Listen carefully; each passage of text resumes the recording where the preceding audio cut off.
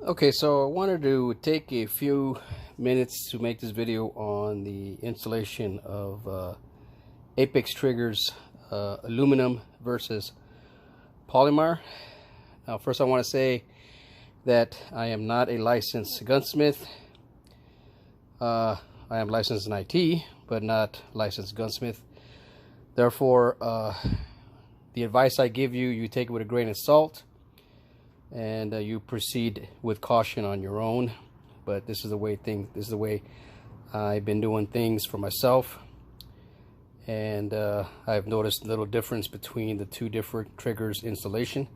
So I kind of wanted to talk about it because I feel that the new flat face polymer triggers are probably better for installation, for personal installation, than the aluminums, because they are much easier to install.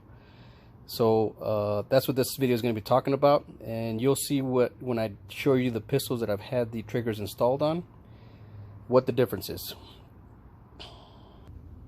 Okay, before I start, I want to talk about that all the pistols that I will be working with are free and clear.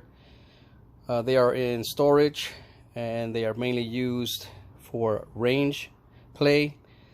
The only pistols that are loaded are the ones that I carry for either self-defense or home defense. So let's talk about the aluminum triggers by Apex, and I'm going to give you two examples here. So this is a red trigger. Now, this trigger was installed by Apex themselves because I jacked up the trigger. I ended up bending the trigger bar, installing the trigger with a vise, which is what they recommended.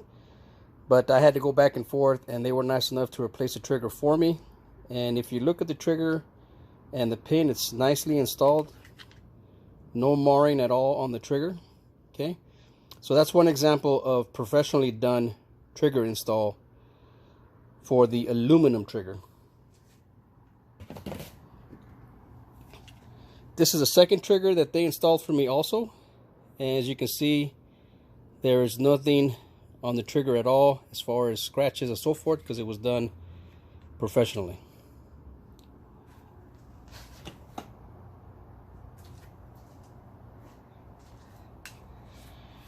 The next pistol I'm going to show you is a aluminum trigger that I installed myself.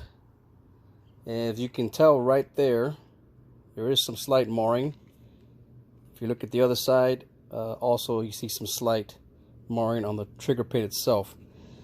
This one I had a hell of a time installing it, because for some reason, I guess the tension inside the aluminum with the pin causes, well, basically it makes it more difficult to tap it in.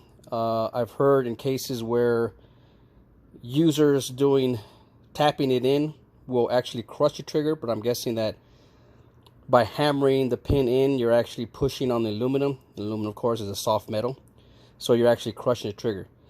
So I do not recommend using a hammer and punch on an aluminum trigger. If you can pay the fee, they were nice enough to do it for free, but I understand that they charge fee because I was asking them to do another trigger for me. But then I found out about the polymer ones. If you want, pay the fee to have a gunsmith do it for you, or have them do it for you. It's probably a better thing than to do it yourself with a punch. Or if you are knowledgeable enough with a vise, you can do it with a vise, and it'll probably work out for you. But like I said, myself, the one trigger that I installed on the trigger bar with the vise, somehow I bent the trigger bar. I had to replace it, and I had a whole bunch of issues with that frame, and I had to go back and forth with Apex on it, and in the end it turned out that the trigger bar was bent.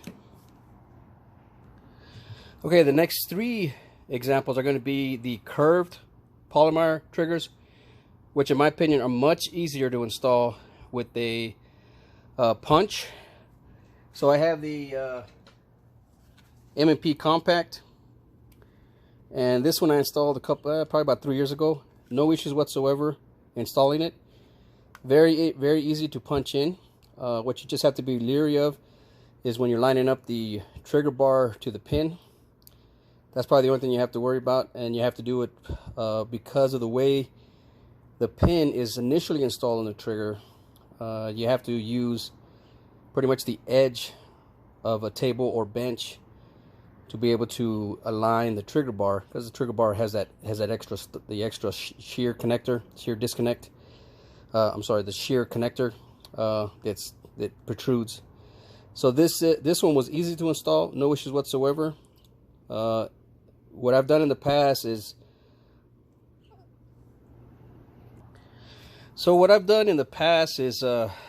sometimes I just use the trigger bar that came with the pistol, or some of the builds that I've done, since I'm going to buy a trigger bar, I have to buy a trigger bar for the frame anyway. I buy the trigger bar and then I install it myself. But removing the trigger is obviously very easy. And like I said, installing polymers are relatively easy. So here's another example. This is another example of a polymer installed trigger, which I said before is relatively easy. And then the final example, I have another M&P that's my carry pistol. It also has a polymer trigger, same type of curved. And like I said, they're relatively easy to install because the pin installation is not as, it doesn't give as much tension. So you're able to install it without actually affecting the polymer trigger material also.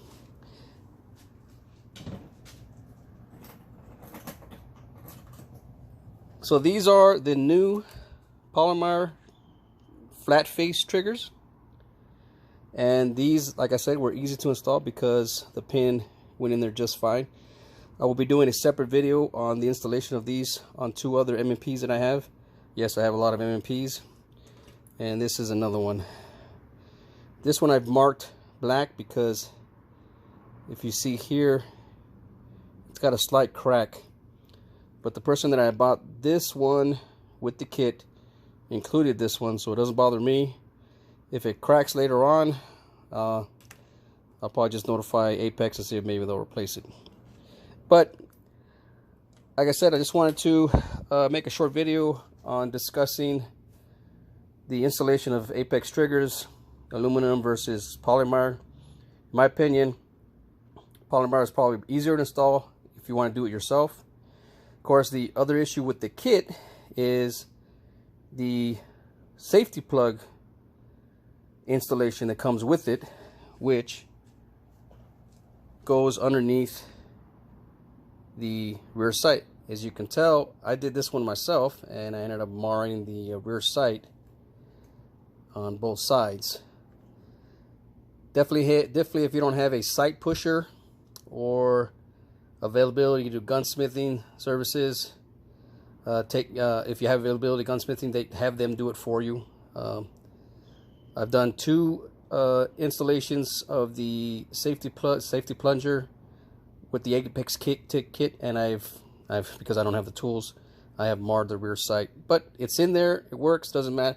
This is just cosmetic, it's not going to affect the pistol, so it doesn't really matter to me. I have a couple more pistols that I have the plungers for, but I have not added the plungers. I plan to change off the rear sight, so I'm going to have it done professionally. That way I don't have to. That way I don't mar it up myself.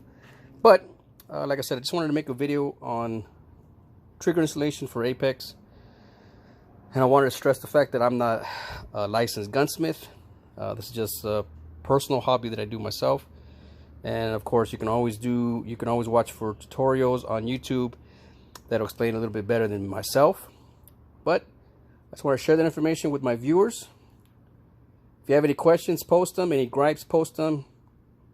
And I'll go ahead and get back to you as soon as I can. Thank you for watching.